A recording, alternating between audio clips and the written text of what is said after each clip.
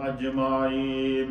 الصلاة والسلام عليك يا سيدي يا رسول الله وعلى آلك وصحابك يا سيدي يا رحمة للعالمين. الصلاة والسلام عليك يا سيدي يا رسول الله وعلى آلك وأصحابك يا سيدي يا خاتم النبيين. حمد و صلاة کے بعد اللہ رب العالمین کا فضل و احسان ہے کہ جس رب کریم نے ہمیں اپنی زندگی میں ایک مرتبہ پھر جمعے کا مبارک دن عطا فرمایا اور اجتماعی سجدہ ریزی اور اجتماعی عبادت اور اجتماعی طور پر اللہ کے گھر کو آباد کرنے کی توفیق اور سعادت عطا فرمائی. اللہ تعالیٰ زندگی میں ایسے مواقع ہمیں بار بار عطا فرمائے. رجب المرجب کا مہینہ اپنی تمام تر حرمتیں، برکات، عظمتیں اور رفعتیں لیے ہوئے موسم بہار کا، نیکیوں کا، مغفرتوں کا اور اللہ کے کرم کا اور رب کریم کے انعامات اور اکرامات کا پیغام لیے ہمارے درمیان ذو فگن ہے. ہر طرف مطلع انوار ہے، نیکیوں کی بہار ہے اور اہل ایمان کو ایک عجیب روحانی تسکین ہے کہ رجب حرمت کا مہینہ ہے، پھر شعبان ہے، پھر رمضان ہے، پھر شوال ہے. یہ نیکیوں کی وہ عظیم خوشخبریاں ہیں جو اہل ایمان کے لیے ہیں. اس لیے جب بھی ایسے مواقع ملیں تو اپنے ذہن کو، اپنے تصور کو، اپنے تخیل کو اور اپنی فکر اور خیال کو اپنے رب کی بارگاہ میں ایمان کی حالت اور تقوی کے نور سے سرشار کر کے حاضر رکھا کریں. کیا پتہ کوئی لمحہ ایسا ہو جو ہماری مغفرت کا ذریعہ بن جائے. میں نے پچھلے درس میں آپ کی خدمت میں پیش کیا تھا، منڈے کے درس میں، کہ رجب المرجب کا جو 13 تاریخ ہے، 13 رجب المرجب، یہ مولا کائنات تاجدار حل عطا مولا مشکل کشا حضرت سیدنا علی المرتضی کرم اللہ وجہہ الکریم نور اللہ مرکدہ رضی اللہ تعالی عنہ کا یوم پیدائش ہے اور روئے زمین سے اہل ایمان اپنی محبتوں کا نذرانہ بارگاہ مولا کائنات میں پیش کرتے ہیں. حضرت سیدنا علی المرتضی کرم اللہ وجہہ الکریم کے اتنے فضائل ہیں، اتنے مناقب ہیں، اتنی عظمتیں ہیں کہ وہ اللہ کی بارگاہ کے بھی مقبول تھے اور رسول اللہ کی بارگاہ کے بھی مقبول تھے اور کم و بیش 1.25 لاکھ نبی پاک کے صحابہ کے بھی مقبول اور منظور نظر تھے. یہ آپ کے بے شمار فضائل ہیں. حضرت مولا کائنات کا تقوی، آپ کی طہارت، آپ کی پاکیزگی اور آپ کی عظمت کو اللہ رب العالمین نے قرآن حکیم فرقان مجید میں متعدد مقامات کے اوپر امت کے لیے، نبی پاک کی امت کے لیے، انسانیت کے لیے ضرب المثل بنایا ہے. آپ کے فضائل، آپ کے مناقب اور آپ کی عظمتوں کا یہ عالم ہے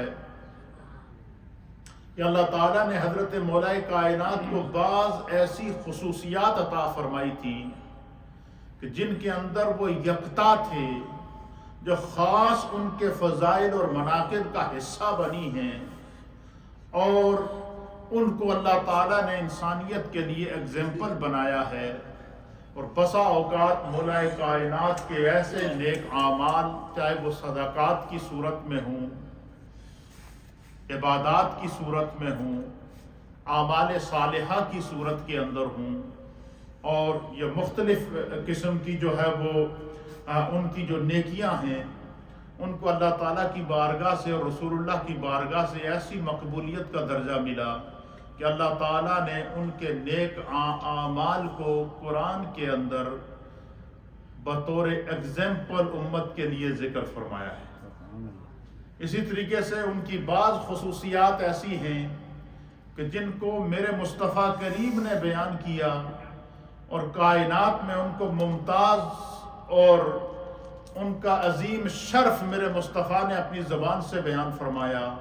और बाद उनकी खुसूसियात वो हैं कि जिनको खुलफ़ाए राशिदीन में अमीरुल मुमिनीन सैयदना अबू बकर सिद्दीक़ रज़ी अल्लाह ताला अन्हु, सैयदना फ़ारूक आज़म रज़ी अल्लाह ताला अन्हु और सैयदना उस्मान गनी रज़ी अल्लाह ताला अन्हु ने खुद बयान करके कायनात के लिए एग्जाम्पल बनाया है। हज़रत मौलाए कायनात के बेशुमार फ़ज़ाइल हैं। आज मैं कुरान और हदीस से आपके चंद मनाक़िब आपकी खिदमत में पेश करूँगा, क्योंकि इसमें वक्त बहुत कम है और आपका मर्तबा और मकाम और अज़मत इतनी बुलंद है कि उसको किसी एक मजलिस के अंदर बयान करना तो मुमकिन नहीं है। अलबत्ता हम जो ज़िक्र कर देते हैं पाकाने उम्मत का, वो इस नीयत से करते हैं कि जितने वक्त के अंदर उनका जिक्र किया जाएगा वही वक्त हमारी वक्त की बेदारी का वक्त है। मसलन आपके जो फ़ज़ाइल हैं वो मनाक़िब हैं, उसको हज़रत सैयदना इब्ने अब्बास रज़ी अल्लाह ताला अन्हु इस तरह बयान करते हैं। आप बयान करते हैं कि मौलाए कायनात हैदर कर्रार जनाब सैयदना अली उल मुर्तज़ा कर्रम अल्लाह वजहुल करीम के फ़ज़ाइल और मनाक़िब का आप अंदाज़ा लगा सकते हैं कि हज़रत इब्ने अब्बास कहते हैं कि नज़ला फ़ी अलीयन सलासा मिअत आयातिन, फरमाया कि हज़रत अली रज़ी अल्लाह ताला अन्हु की शान में और आपके मनाक़िब में, और आपने कोई नेक काम किया हो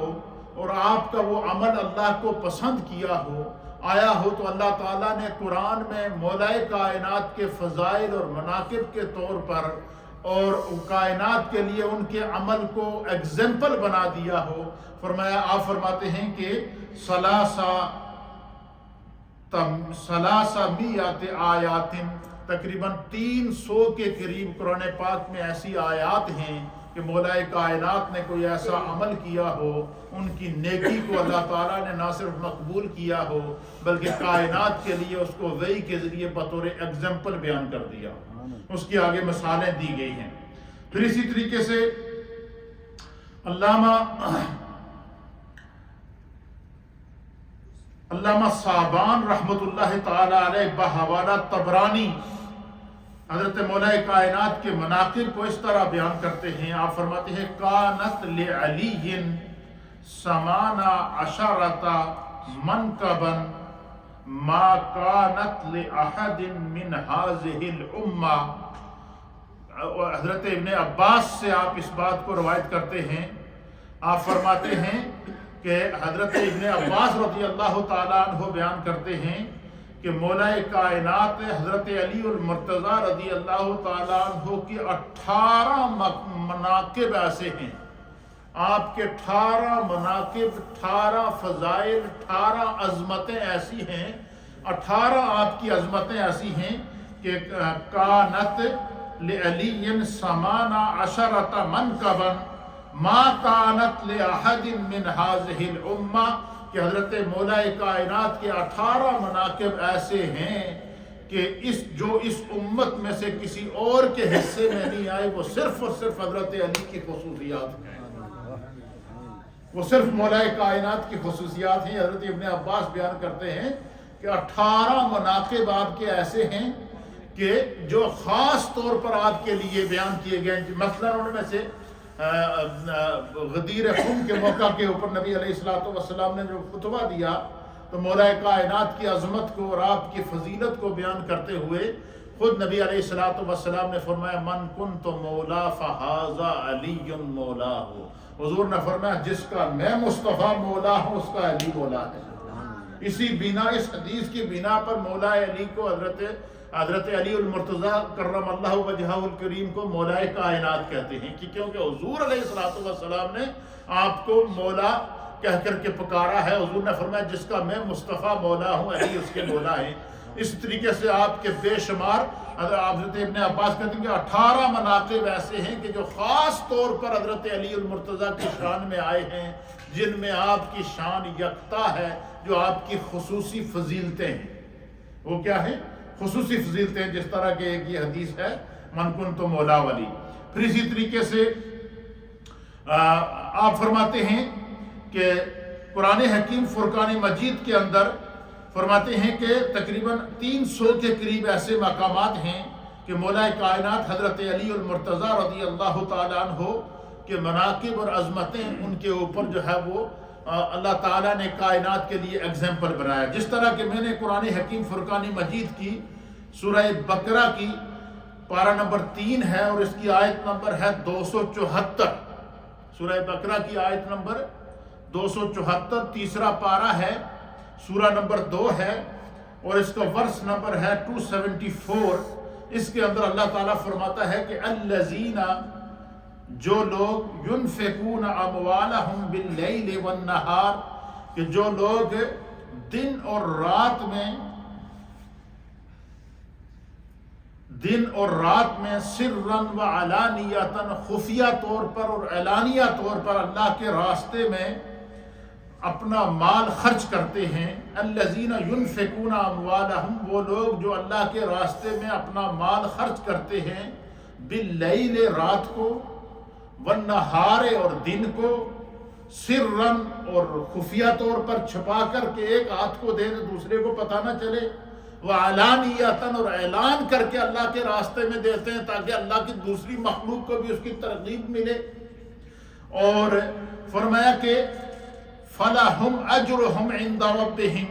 تو ان کے رب کے پاس ان لوگوں کے اس خاص عمل کا بہت بڑا اجر ہے. یعنی وہ لوگ جو اللہ کے راستے میں اپنا مال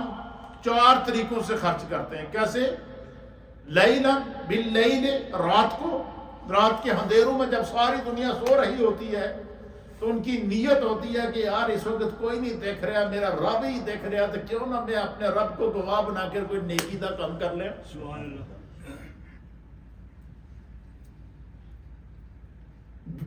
اور پھر آگے فرمایا والنہار، اور جس طرح رات کو وہ نیکی کرتے ہیں اسی طرح وہ دن کو بھی نیکی کرتے ہیں، اور دن کو چلتے پھرتے نیکی کا لوگوں کے سامنے نیک عمل کرتے ہیں تاکہ سامنے دیکھنے والوں کو پتہ چل سکے کہ انسان صرف اپنے لیے ہی نہیں جیتا، بلکہ انسان کا مشن یہ ہونا چاہیے کہ وہ کسی دوسرے کے بھی کام آ جائے، کسی کی ضرورت کو پورا کر سکے، کسی کی مشکل کو حل کر سکے. اور اسی بنا پر مولا کائنات کا جہاں اور القابات تھیں وہاں آپ کا ایک لفظ مولا مشکل کشا ہے کہ آپ جب بھی کسی شخص کو کسی مشکل کے اندر دیکھتے، پریشانی کے اندر دیکھتے، تکلیف کے اندر دیکھتے، ضرورت مند کو دیکھتے تو فوراً اس کی مشکل کو حل کرنے کے لیے، اس کی ضرورت کو پورا کرنے کے لیے اس کے پاس پہنچ جاتے تھے. اور تیسری خصوصیت کیا ہے ان لوگوں کی کہ سرًا، بڑی خاموشی کے ساتھ. سر کہتے ہیں عربی زبان میں راز کو. کیا کہتے ہیں؟ راز و نیاز. سر ایسے راز کو کہتے ہیں جو انسان کے سینے کے اندر موجود ہو، جس سے کسی دوسرے کو خبر نہ ہو، اور وہ ایک انسان کے سینے کے اندر موجود راز ہوتا ہے، اس راز کو سر کہتے ہیں. تو فرمایا کہ اللہ کے بندوں میں سے بعض بندے ایسے ہیں کہ جو ہے وہ سرًا، چھپا کر خاموشی کے ساتھ اللہ کے راستے میں مال کو خرچ کرتے ہیں تاکہ صرف اس بندے کو جس کی ضرورت ہے اس ضرورت مند کو پتہ چل سکے، کیونکہ اس کا بھرم لوگوں کے سامنے رہ جائے، وہ لوگوں کے سامنے رسوائی سے بچ جائے، اور خاموشی کے ساتھ اللہ کے راستے میں مال کو خرچ کرتے ہیں. وَعَلَانِيَةً، اور پھر بسا اوقات ان کی خواہش ہوتی ہے کہ میں اس کام کے لیے اعلان کر دوں، کیونکہ چھپا کر اللہ کے راستے میں مال دینا یہ بھی سنت مصطفیٰ ہے، اور اعلانیہ طور پر اللہ کے راستے میں مال دینا یہ بھی سنت مصطفیٰ ہے. تو اللہ فرماتا ہے کہ اللہ کے بعض بندوں میں سے ان کی یہ خصوصیت ہے کہ وہ اللہ کے راستے میں مال کو خرچ کرتے ہیں رات کو دن کو اور چھپا کر اور اعلانیہ طور پر فَلَهُمْ أَجْرُهُمْ عِنْدَ رَبِّهِمْ ان کے اس عمل کا ان کے رب کے ہاں بہت بڑا اجر ہے، بہت بڑا مقام ہے۔ وَلَا خَوْفٌ عَلَيْهِمْ نہ ان پر کوئی خوف ہوگا، وَلَا هُمْ يَحْزَنُونَ نہ وہ غمگین ہوں گے۔ اب یہ آیت ہے، یہ آیت آپ نے کئی دفعہ قرآن پاک میں پڑھی ہوگی اور سنی ہوگی، اور یہ آیت ہے سورہ بقرہ کی آیت نمبر 274 نمبر آیت ہے، 274 نمبر آیت ہے، 274 نمبر آیت ہے، سورہ بقرہ کی ہے۔ اور اب اس آیت کا شان نزول سنیے، یہ اللہ تعالیٰ نے آیت کیوں نازل کیا ہے۔ میں نے آپ سے کہا نا کہ مولا کائنات حضرت علی المرتضیٰ کرم اللہ وجہہ الکریم کی بعض ایسی خصوصیات ہیں کہ انہوں نے کوئی نیک عمل کیا ہو تو اللہ تعالیٰ نے ان کے اس عمل کو کائنات کے لیے ایگزامپل بنا دیا ہو، اور یہ آیت مولا کائنات کے نیک عمل تھا جو اللہ کو پسند آیا، اور رب کریم نے حضرت مولا کائنات کے اس عمل کو کائنات کے لیے ایگزامپل بنا دیا۔ اس آیت کے شان نزول کے اندر امام طبرانی، امام ابن عساکر، امام عبد الرزاق، امام عبد بن حمید اور امام ابن جریر اور امام ابن منذر نے اور امام طبرانی نے اور امام ابن عساکر نے حضرت ابن عباس رضی اللہ تعالیٰ عنہ سے روایت کیا ہے۔ اور تفسیر در منصور کے اندر علامہ جلال الدین سیوطی نے اس آیت کے تحت اس روایت کو نقل فرمایا ہے۔ اسی طریقے سے امام عبد الرزاق نے اس آیت کے تحت اس شان نزول کو نقل فرمایا ہے۔ پھر اسی طریقے سے امام ابن عساکر نے اس روایت کو نقل فرمایا کہ حضرت عبداللہ ابن عباس رضی اللہ تعالیٰ عنہ بیان فرماتے ہیں کہ یہ جو قرآن پاک کی آیت ہے، سورہ بقرہ کی آیت نمبر 274، فرمایا یہ آیت اللہ تعالیٰ نے مولا کائنات حضرت علی المرتضیٰ رضی اللہ تعالیٰ عنہ کے متعلق نازل فرمائی ہے۔ کیوں؟ کہ مولا کائنات رضی اللہ تعالیٰ عنہ، آپ ایک جگہ گھر میں کھانے پینے کے لیے کچھ نہیں تھا تو مزدوری کے لیے گئے، کہیں آپ نے مزدوری کی، محنت کی، اور آپ نے 4 درہم مال کمایا۔ کیا کیا؟ 4 درہم مال کمایا۔ تو 4 درہم جب آپ نے مال کمایا تو آپ نے یہ کیا کہ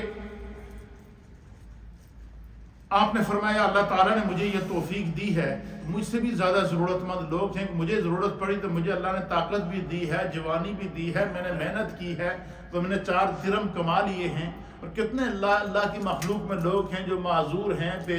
لاچار ہیں، مفلس ہیں اور پریشان حال ہیں، اور ان کا گزارا بڑی مشکل سے ہوتا ہے۔ تو آپ نے وہ 4 درہم خالصتاً محنت کر کے کمانے کے بعد کیا کیا؟ حضرت مولا کائنات نے یہ کیا کہ ان 4 درہموں میں سے ایک درہم کو انہوں نے رات کو اللہ کے راستے میں کسی غریب ضرورت مند کو صدقہ کر دیا، اور اس نیت سے کیا کہ رات کی تنہائی میں سارے لوگ سو رہے ہیں، میرا رب دیکھ رہا ہے، میرے اس عمل پر میرا رب گواہ بن جائے۔ رات کی تنہائی میں آپ نے 1 درہم کسی غریب کو دے دیا، پھر صبح ہوئی تو دن کو 1 درہم کسی غریب کو دے دیا، پھر آپ نے چھپا کر 1 درہم کسی اور کو دے دیا کہ کسی کو پتہ نہ چلے سفید پوش ہے، اور کہیں آسانہ ہو کہ لوگ دیکھیں اور وہ محسوس کریں کہ بھائی یہ بظاہر تو بڑا بن ٹھن کے رہتا ہے اور اس کے پاس جو ہے وہ خرچے کے لیے پیسے نہیں ہیں، تو آپ نے چھپا کر بس اس بندے کو کسی غریب کی مدد کر دی۔ اور 1 درہم آپ نے اعلانیہ طور پر کیا کہ فلاں شخص بڑا غریب ہے، میں اس کی مدد کر رہا ہوں، تاکہ نیت یہ تھی کہ کوئی اور بھی اس کی مدد کر لے تاکہ اس کی ضرورتیں پوری ہو جائیں۔ اب یہ نیکی مولا کائنات نے کی۔ اب اس نیکی کے اندر اخلاص شامل تھا، اس نیکی کے اندر تقوی شامل تھا، اس نیکی کے اندر جو ہے وہ محبت شامل تھی۔ تو اللہ تعالیٰ نے حضرت سیدنا مولا علی مرتضیٰ کرم اللہ وجہہ الکریم کے حق میں یہ آیت نازل فرمائی کہ اللہ تعالیٰ کے بعض لوگ ایسے ہیں کہ الذین ينفقون اموالهم باللیل، اللہ کے بندوں میں سے بعض وہ ہیں جو اللہ کے راستے میں مال رات کی اندھیرے کے اندر خرچ کرتے ہیں، بن نہارے اور دن کے بن نہارے اور دن کے اجالے کے اندر خرچ کرتے ہیں، سرم اور چھپا کر اللہ کے راستے میں خرچ کرتے ہیں، وعلانیتاً اور اعلانیہ طور پر اللہ کے راستے میں خرچ کرتے ہیں۔ تو یہ مولائے کائنات کی وہ فضیلت ہے جس کو میرے رب کریم نے قرآن حکیم فرقان مجید کے اندر بیان فرمایا۔ پھر اسی طریقے سے مولائے کائنات کے فضائل میں سے ایک فضیلت یہ بھی ہے کہ آپ نے اللہ کے راستے میں جو مال خرچ کیا، اور اس میں سے ایک دن ایسا ہوا کہ روایات کے اندر آتا ہے کہ حضرت حسنین کریمین رضی اللہ تعالی عنہم، امام عالی مقام سیدنا امام حسن مجتبی اور امام عالی مقام سیدنا امام حسین رضی اللہ تعالیٰ عنہ چھوٹے تھے، تو آپ دونوں شہزادے بیمار ہو گئے اور بڑی شدید ان کو تکلیف ہوئی۔ کیا ہوئی؟ بڑی شدید ان کو تکلیف ہوئی۔ تو ان کو جب وہ تکلیف ہوئی مولائے حسنین کریمین کو، تو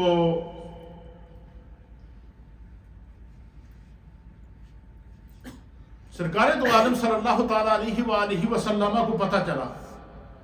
اور آپ کو پتہ چلا کہ حسنین کریمین کی طبیعت سخت خراب ہے،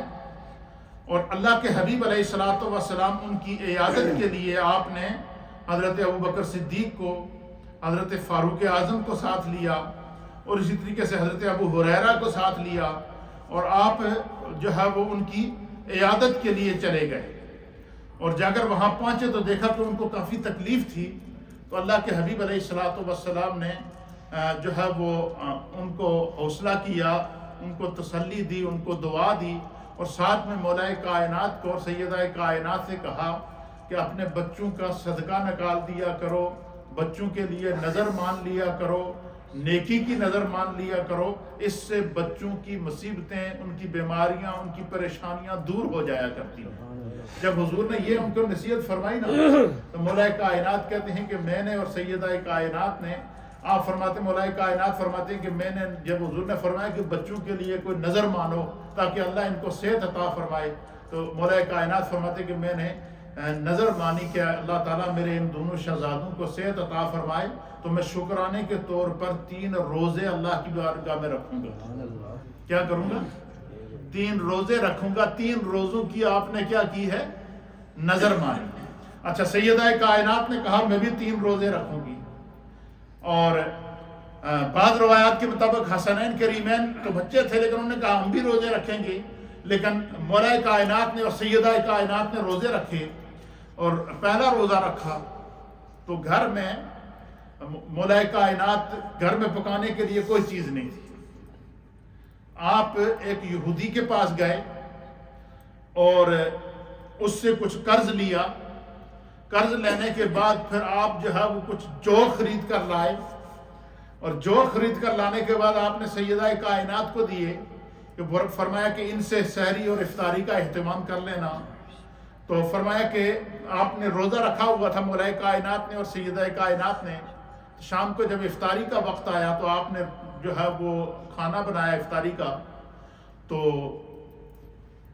باہر جو ہے وہ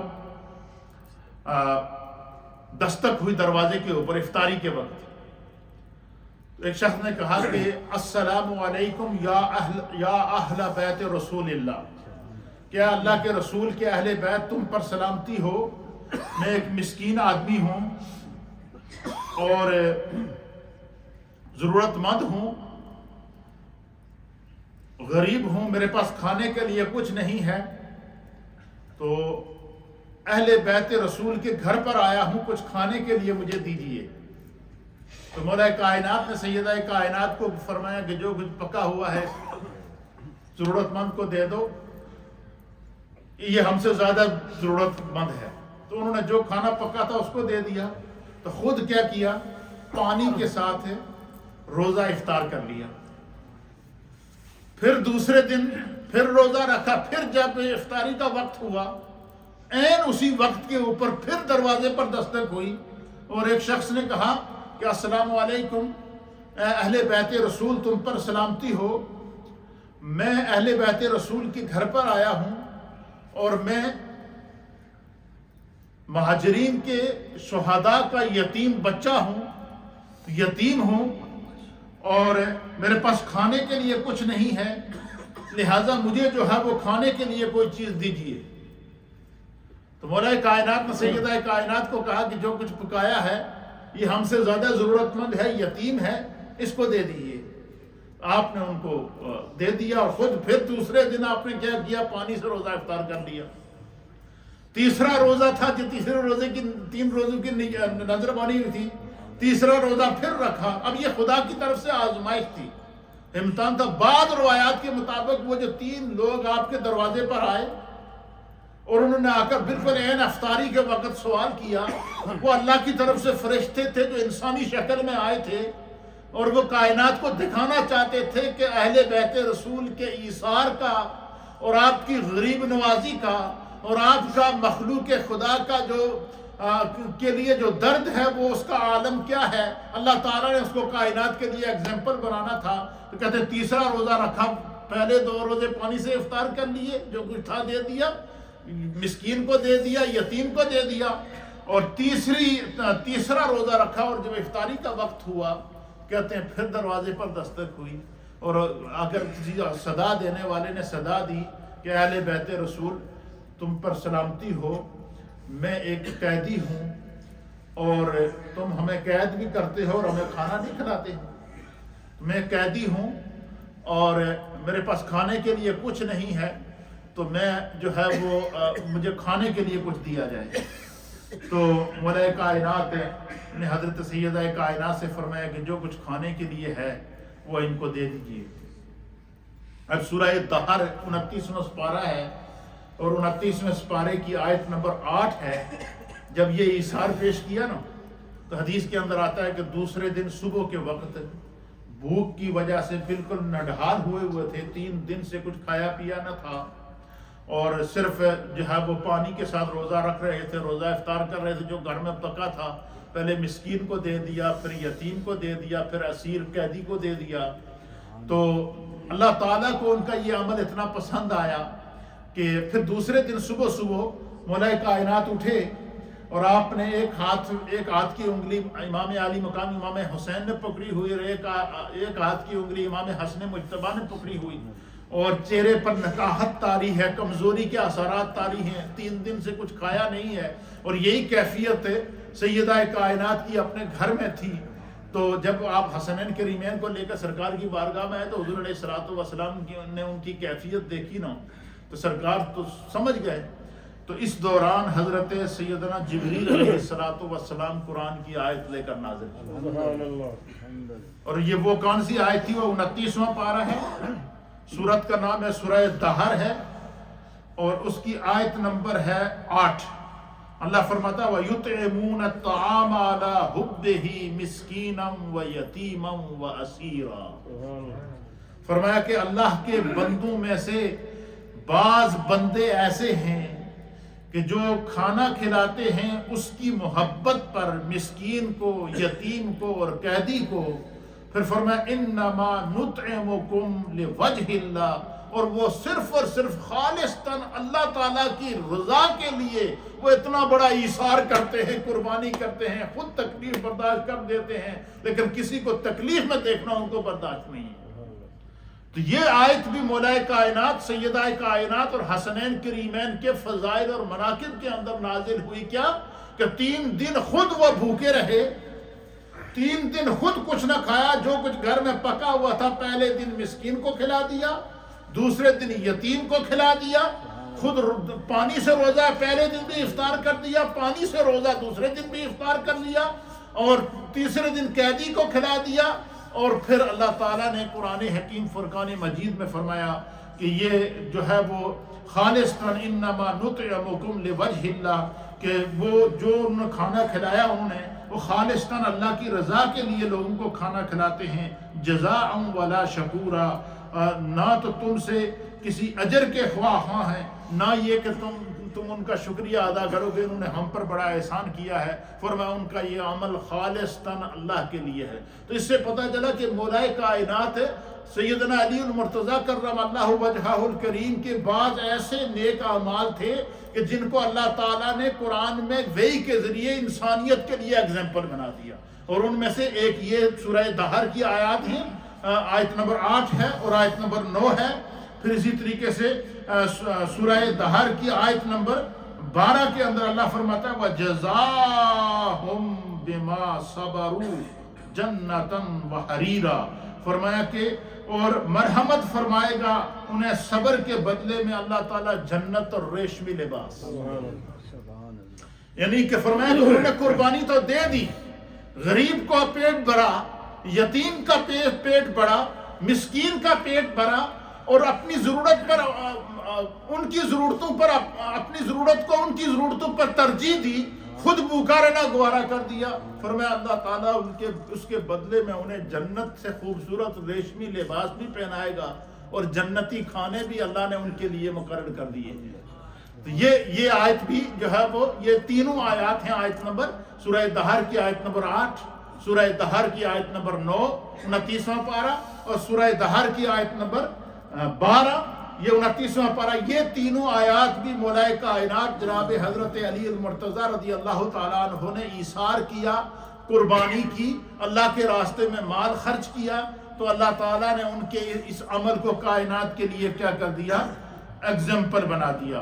پھر اسی طریقے سے قرآن حکیم فرقان مجید کے اندر اللہ تعالیٰ نے ان کی جزا کو بیان فرمایا، اور فرمایا کہ انما ولیکم اللہ ورسولہ والذین آمنوا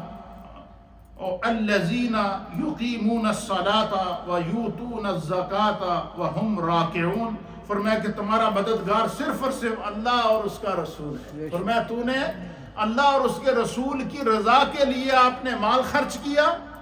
اللہ اور اس کے رسول کی رضا کے لیے ضرورت مندوں کی ضرورتوں کو آپ پورا کرتے ہیں، اللہ اور اس کے رسول کی رضا کے لیے اپنی ضرورتوں پر دوسروں کی ضرورتوں کو ترجیح دیتے ہیں۔ فرمایا کہ انما ولیکم اللہ، تمہارا ولی تمہارا رب ہے، تمہارا وارث تمہارا رب ہے، تمہارا مالک تمہارا رب ہے، اور اس کا رسول ہے۔ اور فرمایا کہ اور ایمان والے ہیں، اور وہ لوگ ہیں جو نماز قائم کرتے ہیں، زکوٰۃ ادا کرتے ہیں، اور رکوع کرنے والوں کے ساتھ رکوع کرتے ہیں۔ تو پتہ چلا کہ یہ ساری آیات ہمیں کیا درس دے رہی ہے کہ انسان کو صرف اپنے لیے نہیں جینا چاہیے۔ فرمایا کہ انسان کو ہمیشہ اپنے ارد گرد کے ماحول کے اوپر نظر رکھنی چاہیے، اپنے خاندان پہ، اپنے رشتہ داروں پہ، اپنے عزیز و اقارب کے اوپر، اپنی سوسائٹی کے اندر جس میں ہم رہتے ہیں، اس میں اگر کوئی ضرورت مند ہو تو اس کا ہمیں ضرور خیال رکھنا چاہیے، اور یہ انسان کی نیکی کیا ہوتی ہے، یہ ہمیشہ اس کے لیے کیا رہتی ہے، زندہ رہتی ہے۔ پھر اسی طریقے سے اللہ تعالیٰ کے پیارے حبیب لبیب صلی اللہ تعالیٰ علیہ وآلہ وسلم نے جو لوگ اللہ کے راستے میں مال کو خرچ کرتے ہیں، ان کی عظمت کو بیان کرتے ہوئے، ان کی فضیلت کو بیان کرتے ہوئے، اور ان کے مرتبے کو بیان کرتے ہوئے فرمایا کہ جو اللہ کے راستے میں مال کو خرچ کرتے ہیں، دوسروں کی ضرورتوں کو پورا کرتے ہیں، تو اس کے بارے میں حضرت براء بن عازب رضی اللہ تعالیٰ عنہ بیان کرتے ہیں کہ جو ہے وہ اللہ کے پیارے حضرت ابو ہریرہ کہتے ہیں کہ رسول اللہ صلی اللہ تعالیٰ علیہ وآلہ وسلم نے فرمایا کہ جس شخص نے پاکیزہ کمائی سے ایک کھجور کے برابر بھی اللہ کے راستے میں مال کو خرچ کیا، صرف ایک کھجور کے برابر، صرف اس نیت سے کہ میری اس کے کھجور دینے سے کسی ضرورت مند کی ضرورت کو پورا ہو جائے گا، فرمایا کہ جس نے ایک کھجور کے برابر بھی اللہ کے راستے میں مال کو خرچ کیا، اور اللہ صرف پاکیزہ چیز کو اللہ کے راستے میں قبول کرتا ہے، تو اللہ تعالیٰ اس صدقے کو اپنے دائیں ہاتھ سے قبول فرماتا ہے، پھر اس صدقے کو پالتا رہتا ہے جس طرح کہ تم میں سے کوئی شخص اپنے گھوڑے کو پالتا ہے۔ حضور نے فرمایا کہ جس طرح کسی نے کوئی گھوڑا رکھا ہوا ہو تو اس گھوڑے کو جب پرورش کرتا ہے، اس کو جوان ہوتے ہوئے دیکھتا ہے، اس کو طاقتور ہوتے ہوئے دیکھتا ہے، اور اس کا ایک ایک دن گنتا ہے کہ یہ گھوڑا مجھے جہاد کے اندر کام آئے گا، یہ گھوڑا اتنا خوبصورت گھوڑا ہے۔ فرمایا جس طرح تم اپنے گھوڑے کی پرورش کرتے ہو، اس طرح اللہ کے راستے میں دیا ہوا ایک کھجور، یہ بڑھتا رہتا ہے، بڑھتا رہتا ہے، بڑھتا رہتا ہے، بڑھتا رہتا ہے۔ پھر کیا ہوتا ہے؟ پھر اللہ کے حبیب علیہ السلام فرماتے ہیں کہ وہ کھجور کا دیا ہوا صدقہ وہ قیامت کے دن پہاڑ کی مانند ہو جاتا ہے۔ کیا ہوتا ہے؟ اور ایک روایت کے مطابق، ابو داؤد شریف کی روایت کے مطابق، نبی علیہ السلام نے فرمایا کہ جب انسان اپنی نیکیوں کو لے کر اللہ کی بارگاہ میں حاضر ہوگا، اس کو اللہ کی بارگاہ میں حاضر کیا جائے گا تو اس کے ارد گرد نیکیوں کے بڑے بڑے پہاڑ چل رہے ہوں گے، تو وہ حیرت میں مبتلا ہو جائے گا اور وہ کہے گا کہ یہ اتنی بڑی نیکیوں کے پہاڑ یہ کہاں سے آئے ہیں؟ تو اسے کہا جائے گا کہ یہ تمہارا وہ ایک کھجور، ایک درم، ایک دینار، ایک پاؤنڈ جو تو نے خالصتاً اللہ کے راستے میں اللہ کی رضا کے لیے خرچ کیا تھا، یہ اللہ تعالیٰ نے اس کے اندر برکت پیدا کر کے اضافہ کیا ہے جو تیری نیکیوں کے وزن کو بڑھائے گا۔ تو مولا کائنات تاجدار حل عطا مولا مشکل کشا حضرت علی المرتضیٰ کی یہ فضائل، یہ مناقب کہ انہوں نے کوئی خالصتاً اللہ کے لیے جو کام کیا، جو نیکیاں کی ہیں تقوی اور طہارت کی صورت میں، عبادات کی صورت میں، تقوی اور طہارت اور عبادت کا یہ عالم تھا کہ جس وقت مولا کائنات پر حملہ ہوا، آپ نماز کے اندر تھے تو آپ کو تیر پنڈلی کے اندر لگا اور پنڈلی میں تیر، پنڈلی کی ہڈی کے اندر آپ کا تیر جو ہے وہ ترازو ہو گیا۔ حکاماء آئے، انہوں نے بڑی کوشش کی اس تیر کو نکالنے کی، تو وہ ہڈی کے اندر پھنسا ہوا تھا، نہیں نکل رہا تھا، درد ہو رہا تھا۔ آپ بڑے جو ہے وہ اس کو ہاتھ نہیں لگانے دے رہے تھے، سارے پریشان تھے کہ وہ ہڈی سے اس تیر کو نکالیں کیسے۔ جب سارے بے بس ہو گئے تو مولا کائنات نے فرمایا، تو ان کو بلا کر فرمایا، انہوں نے کہا کہ میں تمہیں بتاتا ہوں یہ تیر کیسے نکلے گا۔ آپ نے فرمایا کہ جب میں نماز کا ٹائم ہو، میں نماز کے لیے کھڑا ہو جاؤں، تو اس وقت تم اس تیر کو پوری طاقت سے کھینچ کے نکال دینا۔ کیوں؟ آپ فرماتے ہیں جس وقت میں اپنے رب کی بارگاہ میں عبادت کے لیے کھڑا ہوتا ہوں نا، وہ ٹائم میرے اور میرے رب کے درمیان خاص ٹائم ہوتا ہے۔ اس ٹائم پھر مجھے مخلوق کی پرواہ نہیں ہوتی، میری نظر مخلوق کے اوپر نہیں ہوتی، میری سوچ مخلوق کے اوپر نہیں ہوتی، وہ وقت میرے اور میرے خدا کے درمیان ہوتا ہے۔ اور یہی ہوا کہ مولا کائنات جب نماز کے لیے کھڑے ہوئے تو وہ تیر جو اس کو کھینچنے سے ہڈی کے اندر سے نہیں نکل رہا تھا، اس کو کھینچ کر نکال دیا گیا، مولا کائنات کو پتہ ہی نہ چلا اور آپ نے اپنی نماز مکمل کر دی۔